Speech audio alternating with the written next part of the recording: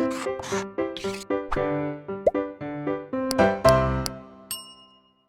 Students, welcome back to blueprint digital. आज की इस वीडियो में हम एल्गी यानी कि शैवाल के बारे में पढ़ेंगे। वीडियो को स्टार्ट करने से पहले हमारे चैनल को सब्सक्राइब करें और बेल आइकन दबाना न भूलें, जिससे हमारे लेटेस्ट वीडियोस की नोटिफिकेशन आपको प्राप्त होती रहे। अब हम आज के टॉपिक पर आते हैं। एल्गी टर्म लीनियस ने प्रस्तुत किया था और एल्गी की स्टडी यानी कि शैवाल की जो स्टडी है, उसका अध्ययन है, उसको हम बोलते हैं फाइकोलॉजी या एल्गोलॉजी।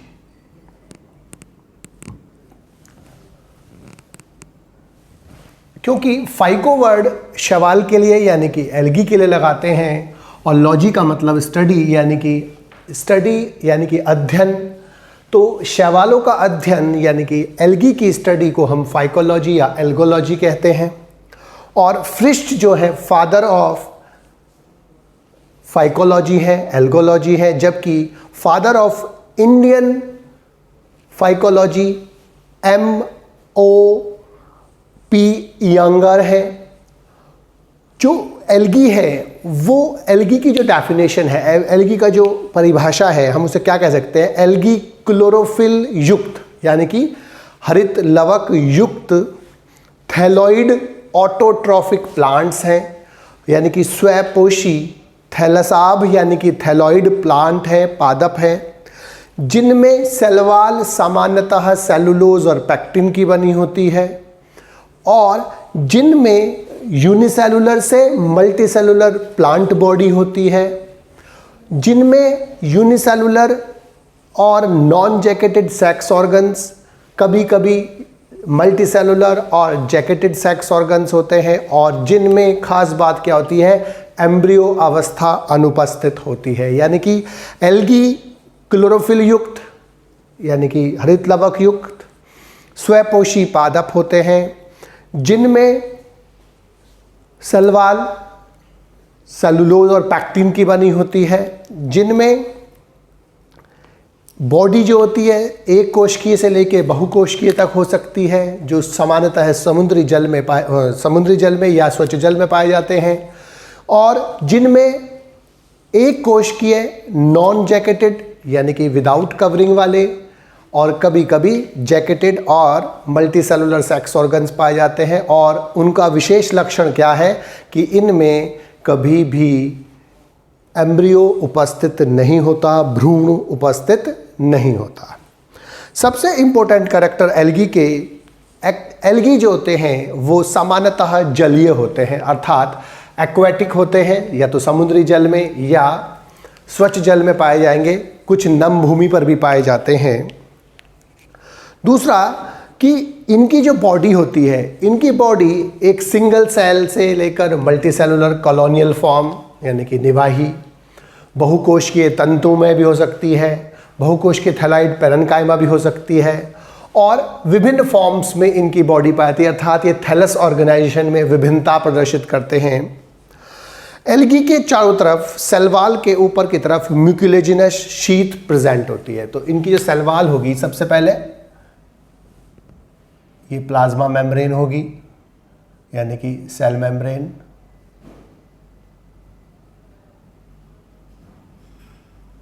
सेल मेम्ब्रेन के ऊपर की तरफ सेलवाल होंगी, जिसमें सामान्यतः दो लेयर होती है, एक पैक्टिन की और एक सेलुलोज की, और उसके ऊपर म्यूकुलेजिनस शीथ प्रेजेंट होती है, म्यूकुलेजिनस स्लाइमी लेयर प्रेजेंट होती है।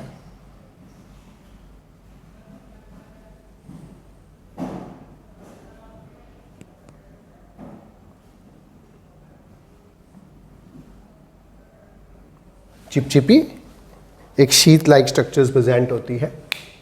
तो जो एल्गी है उनके ऊपर म्यूकुलेजिनस शीथ प्रेजेंट होती है, म्यूकुलेजिनस शीथ के नीचे सेलवाल प्रेजेंट होती है, सेलवाल के नीचे सेल मेम्ब्रेन प्रेजेंट होती है, सेल मेम्ब्रेन के नीचे ये सेलवाल हो गई यानी कोशिका भित्ति, और उसके नीचे अंदर की तरफ साइटोप्लाज्म प्रेजेंट होता है, कोशिका द्रव प्रेजेंट होता है।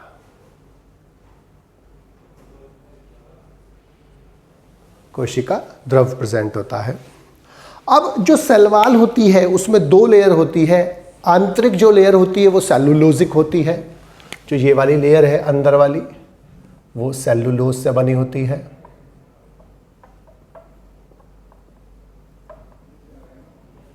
और जो बाहरी होती है वो पैक्टिन से बनी होती है। तो सबसे पहले म्यूकोलेजिनस शीथ होती है, म्यूकोलेजिनस शीथ के नीचे कोशिका भित्ति सेल वॉल होती है, सेल वॉल के नीचे कोशिका कला यानी कि सेल मेम्ब्रेन होती है, और सेल मेम्ब्रेन के नीचे साइटोप्लाज्म होता है, कोशिका द्रव होता है। सेल वॉल में 2 लेयर्स होती हैं, बाहर वाली सेलुलोजिक स्तर और बाहर वाला पैक्टिन स्तर और अंदर वाला सेलुलोजिक स्तर। अब सेल वॉल के नीचे साइटोप्लाज्म प्रेजेंट होता है, और साइटोप्लाज्म में वेल डिफाइंड न्यूक्लियस यानी कि सुविकसित केंद्रक और झिल्ली युक्त कोशिकांग उपस्थित होते हैं, क्योंकि ये यूकैरियोटिक सेल्स होती हैं। अब इनके साथ साथ सेल वॉल में गैलेक्टेंस, मेनन्स और अन्य सब्सटेंस भी डिपॉजिट होते हैं, किसमें फाइकोकोलाइड्स प्रेजेंट होते हैं। स्ट्रक्चर के आधार पर जो प्लांट बॉडी होती है वो थैलॉइड होती है, थैलासाब बोलते हैं इनको।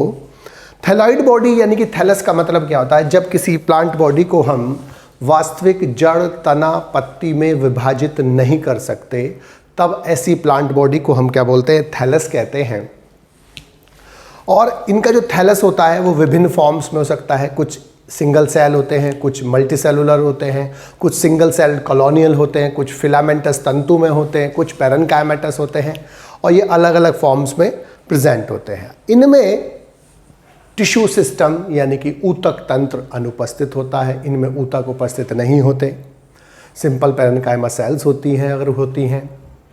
इसके अलावा इनमें ऑर्गन सिस्टम एब्सेंट होता है, इनमें रूट्स एब्सेंट होती है, इनमें फ्लावर एब्सेंट होते हैं, इनमें सीड्स एब्सेंट होते हैं, इनमें फ्रूट एब्सेंट होते हैं। सिंपल टाइप के प्लांट है, और इनमें जो न्यूट्रिशन होता है वो ऑटोट्रॉपिक होता है, स्वपोषी होता है, क्योंकि इनमें क्लोरोफिल प्रेजेंट होता है।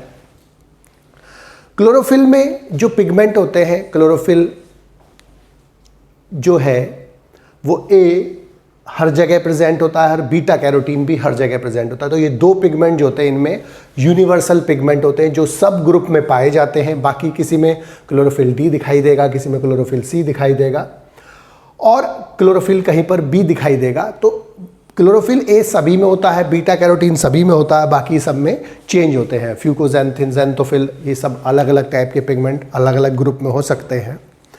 इनमें जो सेक्स ऑर्गन्स होते हैं वो सिंगल सेल्ड और नॉन जैकेटेड होते हैं, अर्थात इनमें जो सेल जनन अंग होते हैं वो एक सिंगल सेल से बने होते हैं और उसके चारों तरफ कोई कवरिंग नहीं होती। लेकिन कारा में जो सेल ऑर्गन जनन अंग होते हैं यानी कि सेक्स ऑर्गन होते हैं वो मल्टी सेलुलर होते हैं और उसके चारों तरफ जैकेट भी पाई जाती है, यानी कि वो कैसे होते हैं, जैकेटेड।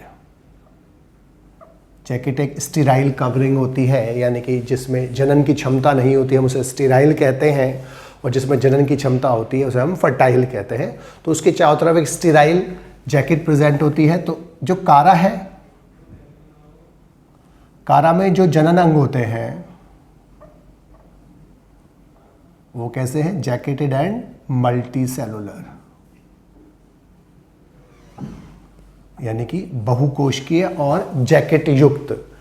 सभी अलगियों में सामान्यतः एक सेल वाले जनन अंग होते हैं और उनके चारों तरफ जैकेट अनुपस्थित होती है, लेकिन कारा में बहुकोशिकीय जनन अंग होते हैं और उसके चारों तरफ जैकेट उपस्थित होती है। अब मेल पार्ट, इनमें जो जनन होता है इनमें अलैंगिक यानी कि एसेक्सुअल, वेजिटेटिव यानी कि कायिक, और सेक्सुअल रिप्रोडक्शन यानी कि लैंगिक जनन तीनों मेथड से होता है। वेजिटेटिव रिप्रोडक्शन फ्रेगमेंटेशन टाइप से होता है कि फ्रेगमेंटेशन से हो जाता है सामान्यतः, जो फिलामेंटस फॉर्म्स होती हैं उनमें होता है। अलैंगिक जनन विभिन्न प्रकार के स्पोर्स से होता है, जैसे कहीं पर जू स्पोर्स होते हैं, कहीं पर एप्लेनोस्पोर्स होते हैं, कहीं पर एकाइनीट्स होते हैं, कहीं पर टेट्रास्पोर्स होते हैं, कहीं पर मोनोस्पोर्स होते हैं। अलग अलग टाइप के स्पोर्स होते हैं, उनसे होता है एसेक्सुअल रिप्रोडक्शन। और सेक्सुअल रिप्रोडक्शन गैमीट्स के फॉर्मेशन और उनके फ्यूज़न से होता है, युग्मकों का बनना और उनका संलयन से होता है। 3 प्रकार का होता है बेसिकली, आइसोगैमस यानी कि समयुग्मकी, एनाइसोगैमस यानी कि असमयुग्मकी, और उगैमई यानी कि उगैमस यानी कि विषम युग्मकी।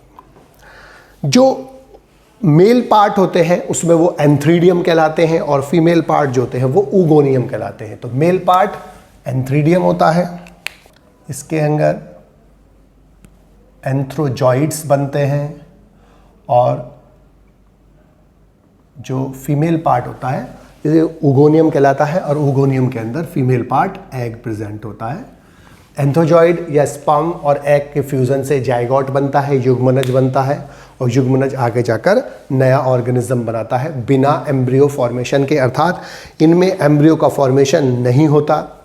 प्लांट बॉडी सामान्यतः इनमें अगुणित टाइप की होती है, अर्थात इनमें जो प्लांट बॉडी होती है वो हैप्लॉइड होती है, क्रोमोसोम पेयर्स में उपस्थित नहीं होते। इसीलिए इनमें जो जनन अंग के दौरान यानी कि जनन के दौरान जो इनमें जीवन चक्र होता है वो नॉर्मली हैप्लॉइंटिक टाइप का होता है, और जो मियोसिस होगी वो कहाँ होती है, जाइगोट में होती है, युग्मनज में होती है।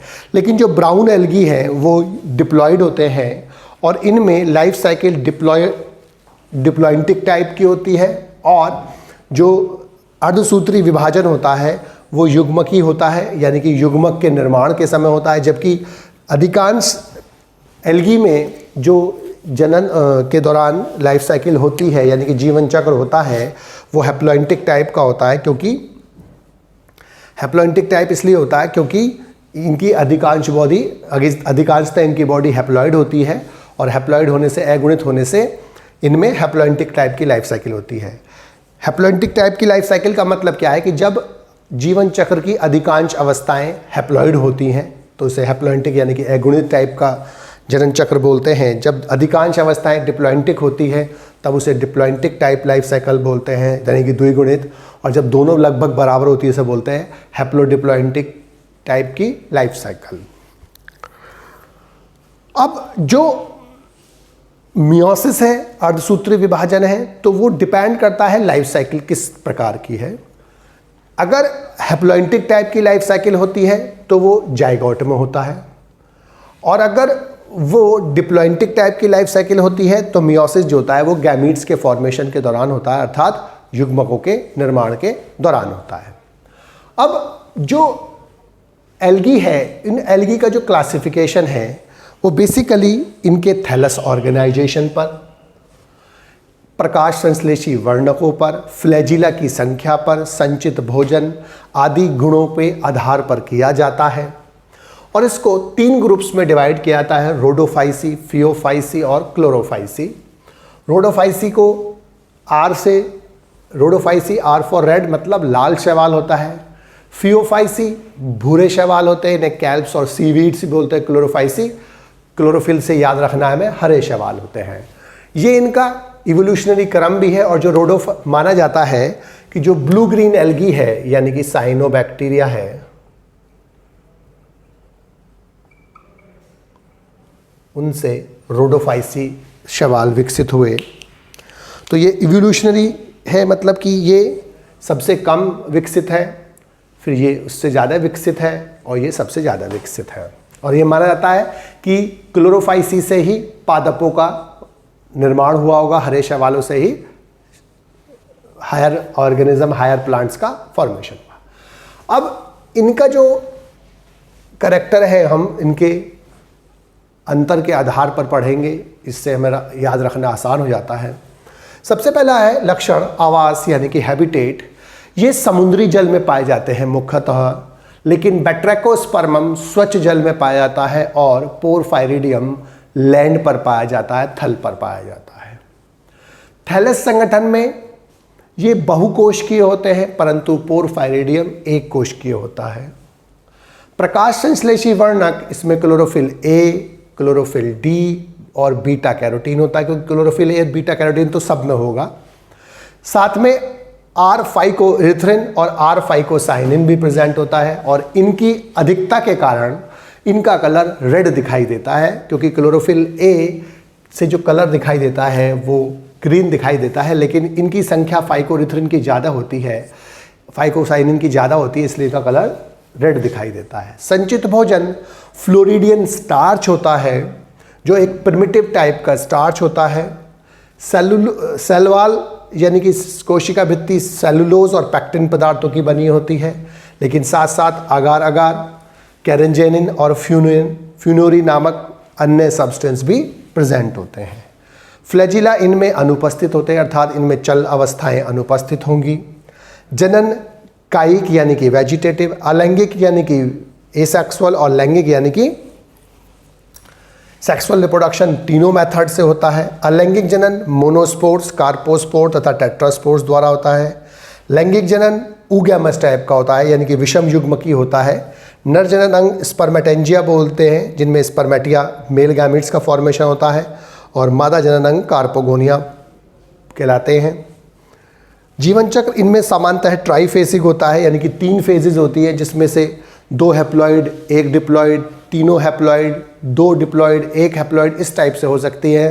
तो इस प्रकार से हैप्लोइंटिक, डिप्लो हैप्लोइंटिक टाइप की एटसेट्रा हो सकती है। फियोफाइसी को भूरे शैवाल और कैल्प्स कहते हैं, और इनको सीवीड्स कहते हैं।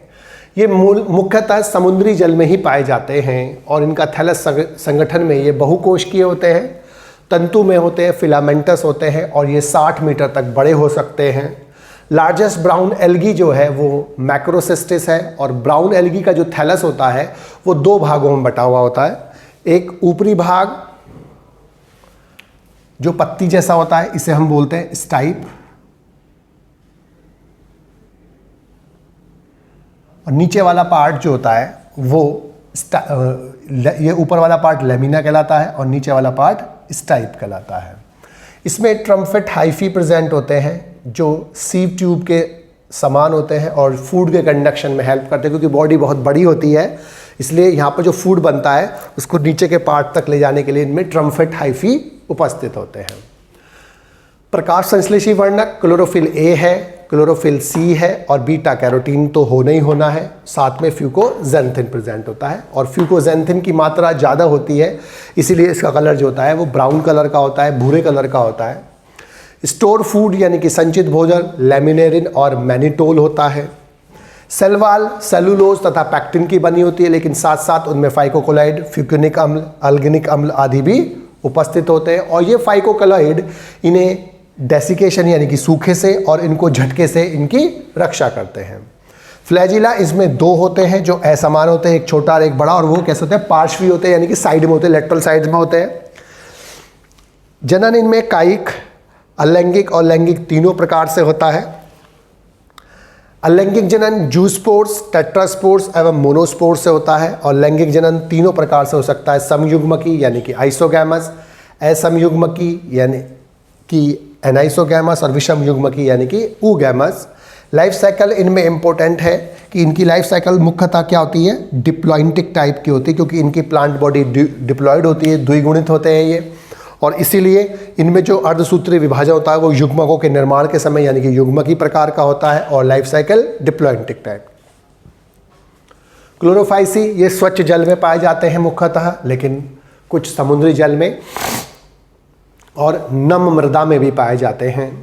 क्लोरोफाइसी के जो मेंबर्स हैं वो एक कोशिकीय भी हो सकते हैं, जैसे क्लोरेला क्लेमाइडोमोनास, संकोशी यानी कि सिनोसिटिक जैसे कोलेरोपा, निवाही यानी कि कॉलोनियल वॉल्वॉक्स, हाइड्रोडिक्टॉन, कोशिकीय तंतु में जैसे यूलोथ्रिक्स, स्पैरोगैरा टाइप, बहुकोशिकीय थैलॉइड अथवा पैरेन्काइमेटस, उल्वा जैसे। फोटोसिंथेटिक पिगमेंट क्लोरोफिल ए और बीटा कैरोटीन तो होना ही होना है, साथ में इनमें क्लोरोफिल बी होता है और ज़ैंथोफिल होता है, जो ल्यूटाजेंथिन और वाइलोजेंथिन 2 प्रकार के होते हैं। रिजर्व फूड जो होता है स्टार्च होता है, और सेलुलोज और पैक्टिन की ही सेल वॉल बनी होती है। तो सेल वॉल में सेलुलोज और pectin, reserve food starch, photosynthetic pigment chlorophyll A, chlorophyll B के कारण ये माना जाता है कि जो हायर प्लांट्स हैं उनका जो इवोल्यूशन हुआ है, उनका जो विकास हुआ है इन हरे शैवालों यानी कि क्लोरोफाइसी के मेंबर से हुआ है। फ्लैजिला 2 से 8 होते हैं और वो सभी समान होते हैं। इनमें जनन कायिक यानी कि वेजिटेटिव, एसेक्सुअल यानी कि अलैंगिक और सेक्सुअल यानी कि लैंगिक तीनों मेथड से होता है। और एसेक्सुअल रिप्रोडक्शन विभिन्न प्रकार के स्पोर से होता है। और सेक्सुअल रिप्रोडक्शन आइसोगैमस, एनाइसोगैमस और ऊगैमस तीनों मेथड से होता है, यानी कि समयुग्मकी, असमयुग्मकी और विषमयुग्मकी। और जो इनकी लाइफ साइकिल होती है वो हैप्लॉइंटिक, डिप्लॉइंटिक और हैप्लोडिप्लॉइंटिक तीनों प्रकार की हो सकती है। मुख्यतः हैप्लॉइंटिक टाइप की होती है, लेकिन कुछ मेंबर्स में डिप्लॉइंटिक और हैप्लोडिप्लॉइंटिक टाइप भी हो सकती है। तो ये इनके लक्षण हैं जो इनके अंतर के रूप में भी हमने पढ़े हैं। अब हम शैवालों का आर्थिक महत्व के बारे में थोड़ा सा पढ़ेंगे कि आर्थिक महत्व यानी कि इकोनॉमिक इम्पोर्टेंस में सबसे पहले जो सबसे महत्वपूर्ण है वो है क्लोरेला। क्लोरेला को भोजन के रूप में यूज़ किया जाता है। इसे फूड के रूप में मनुष्य यूज़ कर सकता है, क्योंकि स्पिरुलिना के बाद जो ब्लू ग्रीन एल्गी होती है, स्पिरुलिना के पश्चात सबसे अधिक प्रोटीन जो होती है वो क्लोरेला में होती है। क्लोरेला इसके अलावा स्पेस में भी यूज़ होती है, क्योंकि वहाँ पर इसका यूज़ ऑक्सीजन के सोर्स के रूप में और इसके भोजन के स्रोत के रूप में किया जाता है। और क्लोरेला से एक एंटीबायोटिक यानी कि प्रतिजैविक क्लोरेलिन भी प्राप्त होती है, जो अनेक रोगों में यूज़ होती है। इसके अलावा सिफेल्यूरियस जो होती है ये चाय की पत्ती पर परजीवी होती है, पैरासाइट होती है। नॉर्मली एल्गी परजीवी नहीं होते, पैरासाइट नहीं होते, ये स्वपोषी होते हैं क्योंकि इनमें क्लोरोफिल, क्लोरोप्लास्ट प्रेजेंट होते हैं। लेकिन सिफेल्यूरियस चाय की पत्ती पर परजीवी होते हैं और वहाँ एक रोग उत्पन्न करते हैं जिसका नाम होता है रेड रॉट। और ये इम्पोर्टेंट है क्योंकि नॉर्मली जो शैवाल होते हैं, एल्गी होते हैं, वो स्वपोषी होते हैं, लेकिन बहुत कम एल्गी ऐसे होते हैं जो परजीवी होते हैं, जिसमें एक एल्गी है सिफेल्यूरियस। इसके अलावा लेमिनेरिया, फ्यूकस आदि से जो एल्गी हैं, लेमिनेरिया और फ्यूकस, इनसे एल्गेनाइट और एल्गिनिक एसिड प्राप्त होता है। और इस एल्गिनिक एसिड का यानी कि एल्गेनाइट का प्रयोग साबुन बनाने में, सोप बनाने में, आइसक्रीम बनाने में, पॉलिश, क्रीम और प्लास्टिक बनाने में होता है। लेमिनेरिया से आयोडीन और ब्रोमीन प्राप्त होती है और ये लेमिनेरिया और अन्य जो शैवाल है वो आयोडीन और ब्रोमीन के अच्छे स्रोत होते हैं। रेड एल्गी, कैंड्रस, पोरफायरा आदि, इन्हें हम भोजन के रूप में यूज़ करते हैं क्योंकि इनमें पोषक तत्व उपस्थित होते हैं। अगार एक फाइकोकोलॉइड है जो जेलिडियम से और ग्रेसिलेरिया से मुख्यतः प्राप्त होता है। और इस अगार का जो यूज़ होता है वो संवर्धन माध्यम में यूज़ होता है, कल्चर मीडियम में यूज़ होता है। और इसको जेल बनाने में यानी कि सघन बनाने में इसका यूज़ किया जाता है। और केवल 1% कंसंट्रेशन में भी ये किसी भी चीज़ को गाढ़ा बना देता है, जेल लाइक स्ट्रक्चर बना देता है, सघन बना देता है। इसलिए इसका यूज़ थिकनर एजेंट के रूप में यानी कि थिक बनाने में, यानी कि सघन बनाने में, गाढ़ा बनाने में किया जाता है। कोरेंजियन एक फाइकोकोलॉइड होता है जो कॉन्ड्रस से प्राप्त होता है। और कॉन्ड्रस के अलावा वो गिजार्टीना से भी प्राप्त होता है। और इसका जो यूज़ होता है वो लिकर को यानी कि शराब आदि को साफ़ करने में, क्लींजिंग एजेंट के रूप में होता है, क्लियरिंग करने में होता है, साफ़ करने में होता है। लेदर को फिनिश देने के लिए होता है, जो लेदर पे जो चमक आती है, फिनिश आती है, उसमें यूज़ होता है। इसके अलावा आइसक्रीम के इमल्शन बनाने में यूज़ होता है। और इसके अलावा ये सॉस बनाने में, इसके अलावा ये चॉकलेट बनाने में, टूथपेस्ट बनाने में और कॉस्मेटिक्स के विभिन्न उत्पादों को बनाने में यूज़ होता है।